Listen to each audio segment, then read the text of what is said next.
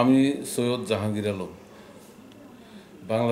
বাংলাদেশ জাতীয়তাবাদী দলের প্রতিষ্ঠার লগ্ন থেকে এখন পর্যন্ত আছি।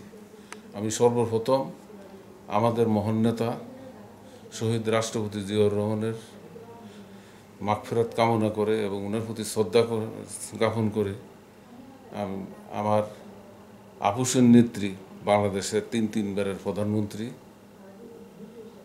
বেগম খালেদা জিয়ার প্রতি গভীর শ্রদ্ধা এবং বর্তমানে বাংলাদেশ জাতীয়তাবাদী দলের ভারপ্রাপ্ত চেয়ারম্যান, বাংলাদেশের আগামী দিনের আশা আকাঙ্ক্ষার প্রতীক, আগামী দিনের প্রধানমন্ত্রী, আমাদের প্রাণপ্রিয় নেতা জনাব তারেক রহমানের প্রতি গভীর শ্রদ্ধা জানিয়ে আমি আমাদের দল বাংলাদেশ জাতীয়তাবাদী দল এবং আমাদের যে এই দেশের প্রতি যে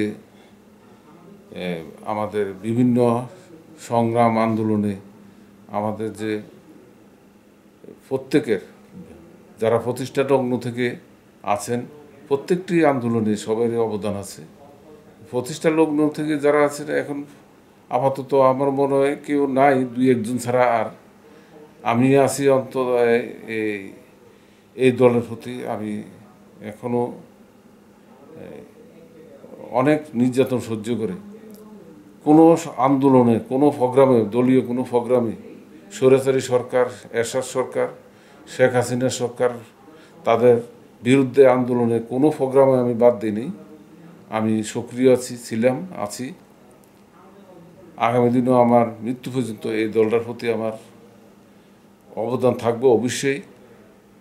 আমার এই দলের প্রতি যেহেতু শহীদ রাষ্ট্রপতি জিয়াউর রহমান অত্যন্ত সৎ নেতা ছিলেন, ওনার যোগ্য নেত্রী, ওনার উত্তরসূরি বেগম খালেদা জিয়া কোনো আপোষ না করে গণতন্ত্রের জন্য লড়াই করেছেন। ওনার নেতৃত্বে আমরা সবাই আমরা প্রত্যেকটি আন্দোলনে সক্রিয় ছিলাম, এখনও আছি।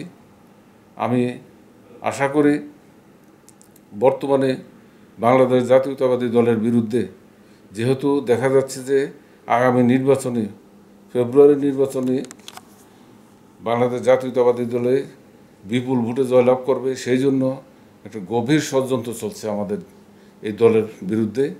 এই ষড়যন্ত্রকে মোকাবেলা করার জন্য আমাদের প্রত্যেকটা বিএনপির নেতাকর্মীর সচেতন থাকতে হবে, যাতে কোনো ষড়যন্ত্র না করতে পারে। আমার এই আকুল আবেদন আমাদের প্রত্যেকটি নেতা কর্মীর প্রতি। গত জুলাই আন্দোলনে আমি সক্রিয় ছিলাম।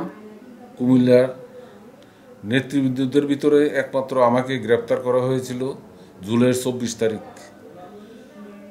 আমি অনেক নির্যাতন সহ্য করেছি। আমি অসুস্থ হয়ে গেছিলাম কারাগারে যাওয়ার পরে। আমাকে কারাগারের হসপিটালেও আমাকে ভর্তি করতে দেওয়া হয়নি। আমি বের হয়েছি স্বৈরাচারী হাসিনার পতনের পরের দিন 6 আগস্ট আমি বের হয়ে এসেছি। এই বলে আমি আমার বক্তব্য শেষ করছি। আসসালামু আলাইকুম। বাংলাদেশ জিন্দাবাদ, জাতীয়তাবাদী দল জিন্দাবাদ, শহীদ জিয়া অমর হোক, বেগম খালেদা জিয়া জিন্দাবাদ, তারুণ্যের অহংকার তারেক রহমান জিন্দাবাদ।